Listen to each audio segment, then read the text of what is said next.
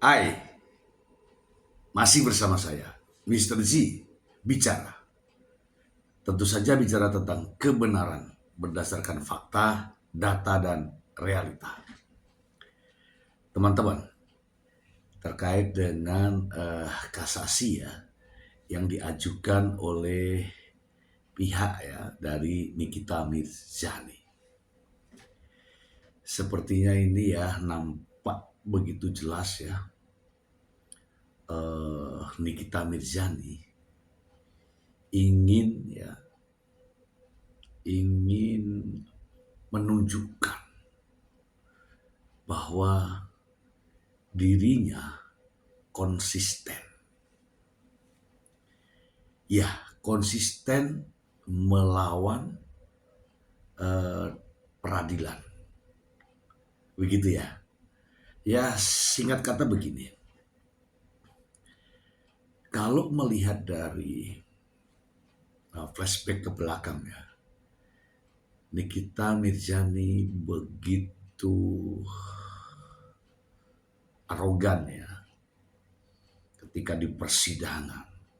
Bagaimana dia ditegur hakim, bagaimana dia menunjuk-nunjuk jaksa, bagaimana perilakunya di persidangan.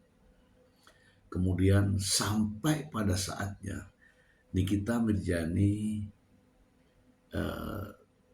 mengajukan pembelaan, pledoi, diungkapkanlah semua apa yang ya menurut saya juga menilai bahwa itu tidak pantas, tapi disampaikan semua.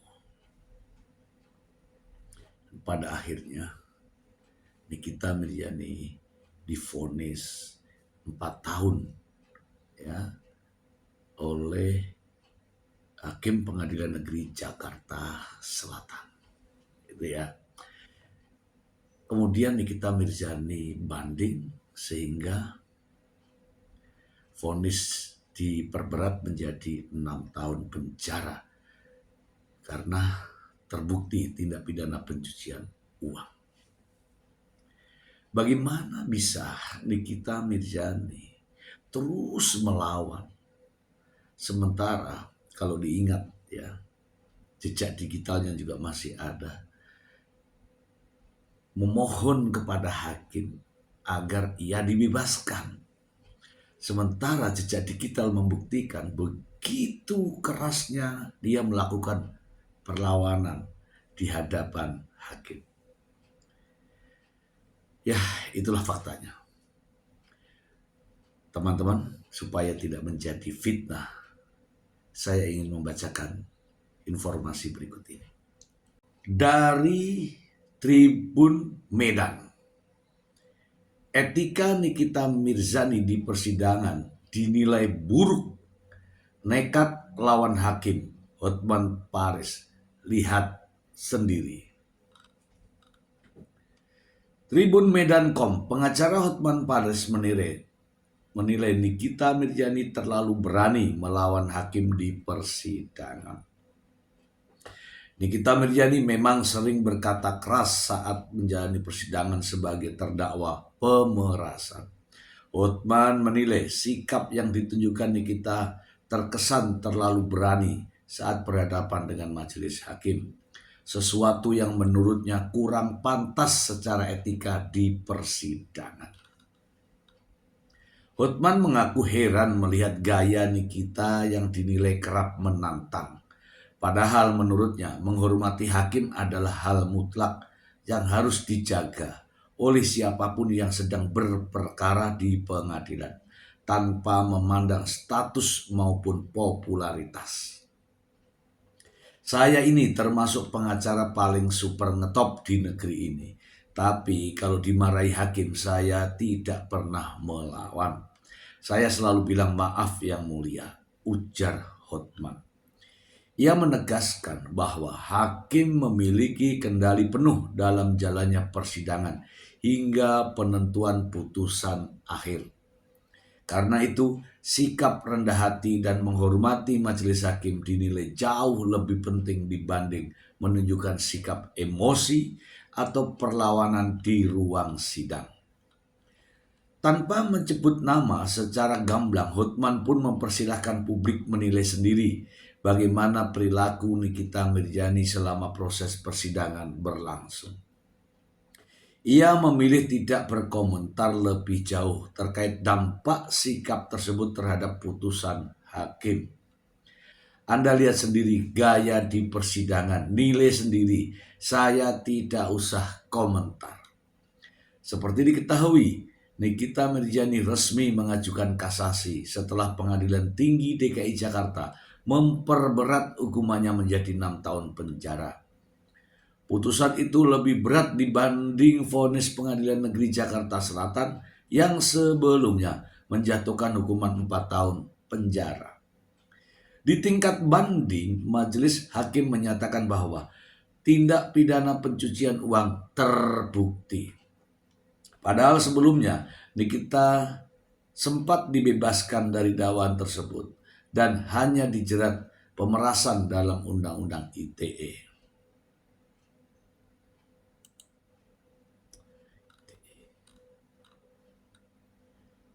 Kasus ini bermula dari laporan dokter kecantikan Reza Gladys yang merasa produknya dijelek-jelekan oleh Nikita Mirzani melalui media sosial. Komunikasi yang dilakukan melalui asistennya Ismail Marzuki disebut berujung pada dugaan pemerasan. Reza Gladys mengaku diminta uang 5 miliar agar Nikita berhenti membahas produk skincare miliknya. Ia juga menyebut telah mentransfer uang 2 miliar sebanyak 2 kali sebelum akhirnya melapor kasus tersebut ke polisi pada 3 Desember 2024. Atas perbuatan tersebut Nikita Mirzani didakwa dengan sejumlah pasal yaitu 369 pemerasan dan Undang-Undang Tindak Pidana Pencucian Uang dengan ancaman 20 tahun penjara.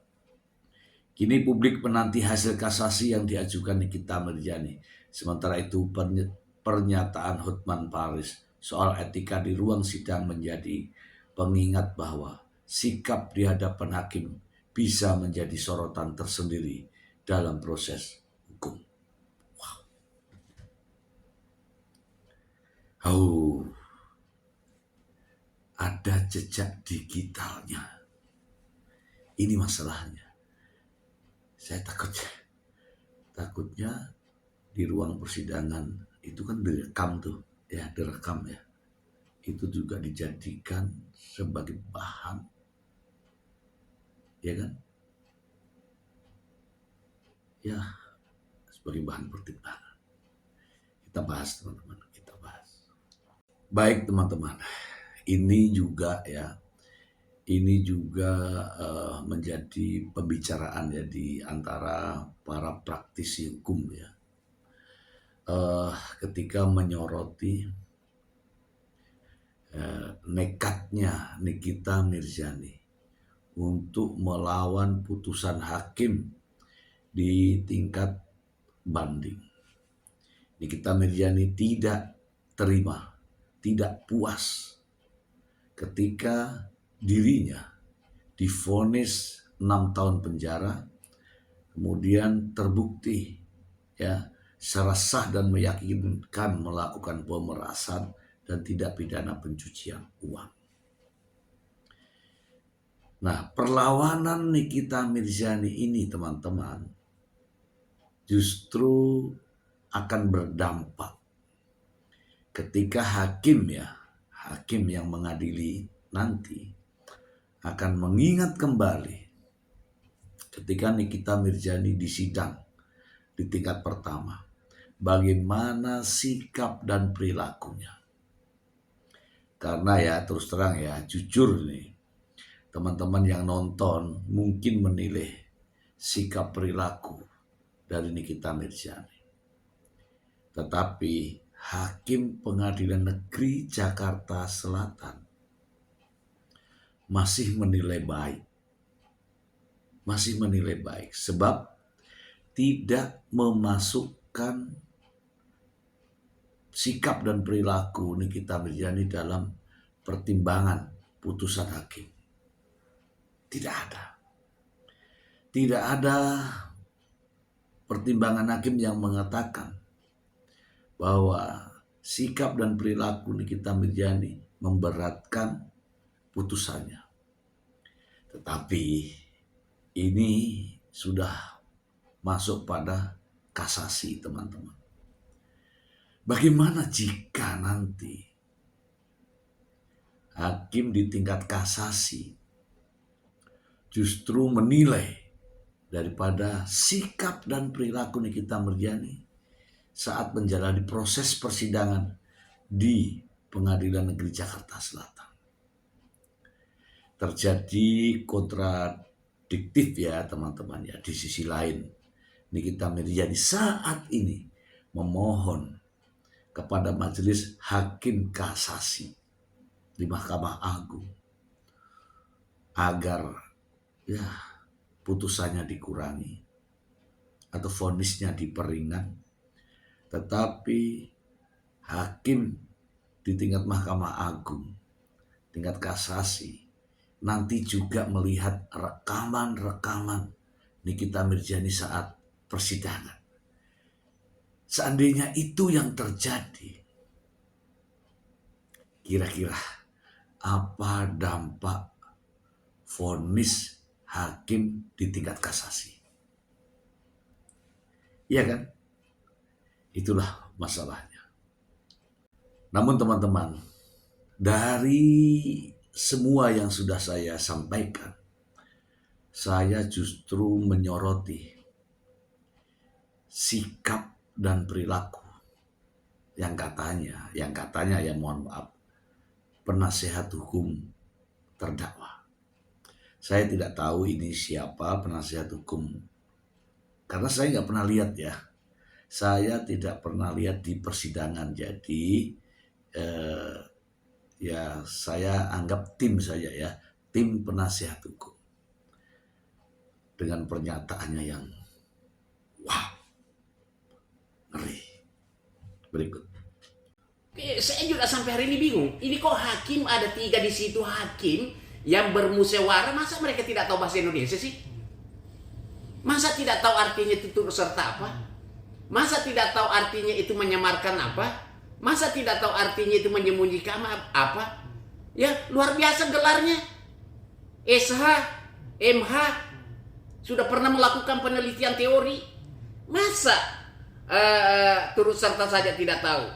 Masa kemudian menyamarkan saja artinya tidak tahu? Menyembunyikan artinya tidak tahu? Ya, minimal seorang hakim itu, kenapa hakim ini sebenarnya kan dianggap adalah secara hukum bahwa orang dianggap paling paham hukum, ya, sehingga diberi label wakil Tuhan. Ini luar biasa.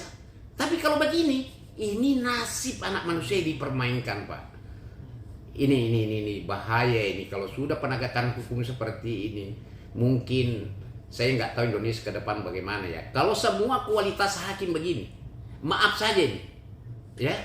Saya ingin sekali lagi mengatakan ya, bahwa putusan ini adalah putusan melindungi kejahatan. Ya, secara hukum ini harus batal demi hukum atau dapat dibatalkan. Ya, dan ada kemungkinan ya, ini ada kemungkinan kami ini selaku pengacara ya, ketika klien kami meminta untuk melaporkan hakim itu, pasti dilaporkan. Kapan? Ya, pasti. Kami ini kan pengacara ini kan bertindak untuk dana atas nama. Tapi kalau klien kami meminta melaporkan, pasti akan saya laporkan itu. Karena jelas, ya, ini jelas ini perbuatannya hakim ini luar biasa kalau menurut saya. Karena ini melanggar kode etik, ya, melanggar kode etik, jelas sangat melanggar kode etik itu, ya, itu melanggar juga KUHP ya, pasal 197 KUHP junto putusan MK, saya lupa nomornya, saya ingat tahunnya itu tahun 2016. Ini pelanggaran berat ini, Ini pelanggaran berat. Sekali lagi saya ingin mengatakan bahwa ini adalah pelanggaran berat yang dilakukan hakim ya, baik di Pengadilan Negeri Jakarta Selatan maupun juga di Pengadilan Tinggi DKI. Ini luar biasa. Ya semoga beliau ini dengar ya, dan coba buka itu pasal 197 junto putusan MK itu tahun 2016. Ini pelanggaran berat dan bahkan ini bisa berujung ke pidana. Ya, seperti itu. Kapan akan rencana laporkan hakim berarti ke KAY Bang ya? Ke KAY dengan Dewan Pengawas. Kebetulan kapan kan kira-kira? kebetulan begini.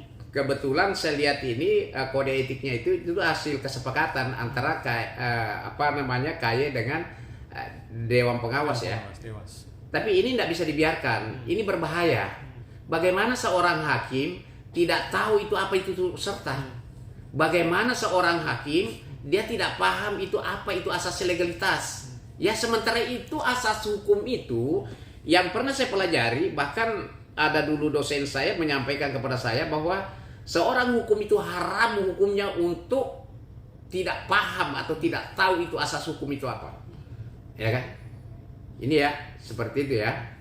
Bang, atau ada indikasi majelis hakim pengadilan tinggi ada dugaannya yang tanda kutip ya begitu, terus ada intervensi dari luar, makanya putusannya yang tadi bilang ternyata terbukti ada TPPO yang sebelumnya majelis hakim bilang tidak ada TPPO di Pengadilan Negeri Selatan, bisa bilang gitu Bang? Jadi begini, kita tidak boleh menuduh ya, tapi setahu saya sih bahwa ketika hakim itu berperilaku seperti itu, bisa saja kita duga bahwa ada apa, ya kan? Itu satu. Dan memang tidak mungkin kita bisa melihat amplop itu bergeser, ya. Tapi yang kita bisa lihat itu putusan. Bagaimana putusan seperti itu? Masa sih turut serta? Jelas-jelas dibacakan. Terdakwa turut serta. Turut serta dengan siapa? Mail. Tidak terbukti TTPU-nya. Terus siapa lagi turut serta sama siapa? Ya kan? Kalau itu dikatakan menyembunyikan, bagaimana menyembunyikan? Namanya saja ya bukti pengirim, ya apa? Pelapor itu apa? Korban inilah yang merasa korban, dia yang ikut melakukan. Nah, kalau itu misalnya uang itu benar-benar hasil kejahatan, berarti yang aktif ini siapa? Yang melakukan transfer ini siapa? Ya tidak bisa dong kita katakan bahwa masa sih dia kan korban, masa dia lagi terpidana? Yang hukum tidak seperti itu. Ya, sekalipun juga dia adalah korban, tapi pada saat dia melakukan suatu tindak pidana dan terpenuhi unsurnya, dia juga menjadi korban. Nah itu ya, satu. Dan kedua, hukum itu tidak bisa dianalogikan. Ya, sudah jelas-jelas itu diatur, itu pun juga namanya melanggar asas legalitas, sehingga hukum itu tidak bisa disamakan. Misalnya, oh peristiwa hukumnya di kita sama dengan misalnya begal sepeda motor, sama dengan misalnya TTPU, sama dengan misalnya apa namanya ini korupsi uang negara. Kan seperti tidak boleh begitu.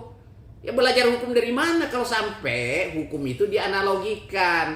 Makanya orang hukum itu minimal pahamlah asas itu, ya, sehingga kita tidak boleh langsung membuat satu analogi perbandingan, karena itu namanya tidak memenuhi juga asas kepastian hukum. Seperti itu ya, Bang.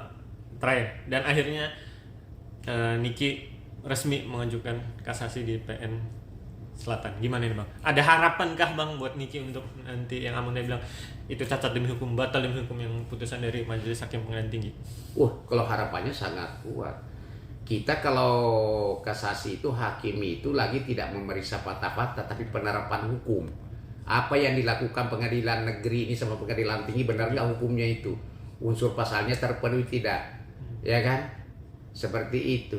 Ini unsur pasal, masa turut serta aja tidak tahu, menyembunyikan saja tidak tahu, masa pengadilan negeri tidak tahu kalau ini adalah dugaan objeknya adalah suatu tindak pidana, sudah jelas-jelas dimunculkan semua di pengadilan.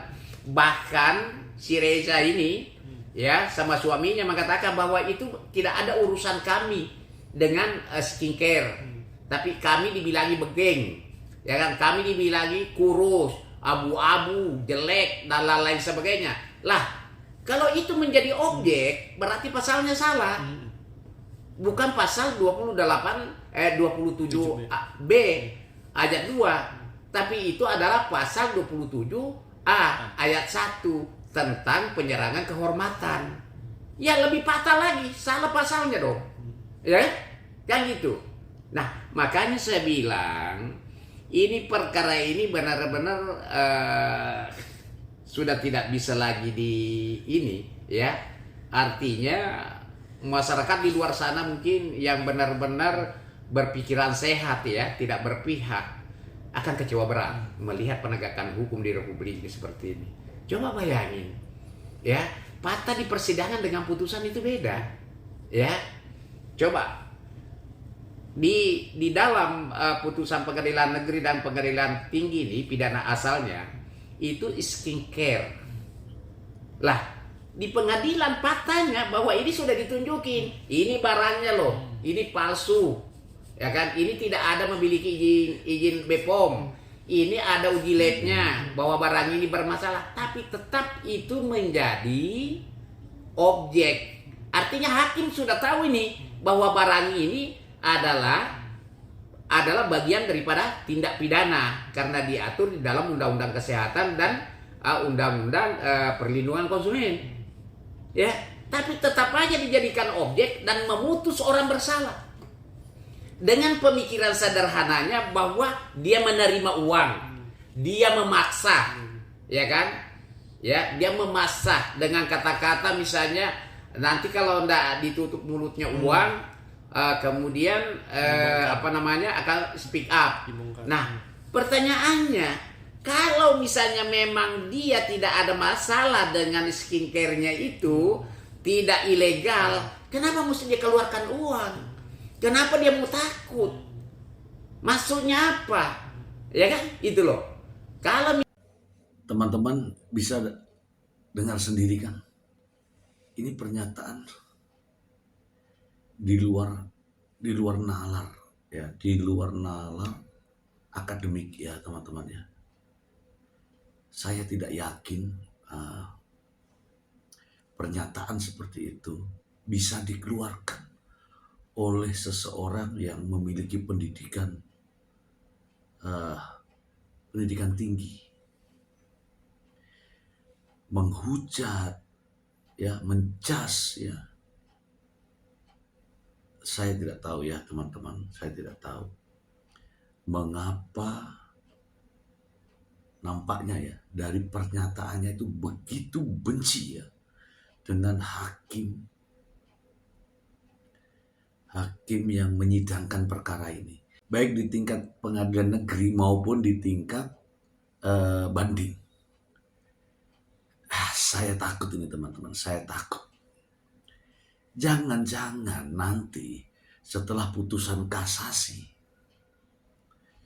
ini akan menjadi, saya nggak tahu lagi apa yang akan terjadi kalau putusan kasasi nanti justru semakin memberatkan Nikita Mirzani. Miris ya teman-teman ya. Pernyataan yang disampaikan nampaknya penuh dengan sentimen kebencian. Ya teman-teman bisa menilai sendiri ya. Saya tidak tahu harus ngomong apa lagi. Tapi itulah faktanya teman-teman. Itu saja. Ya, itu saja. Terima kasih.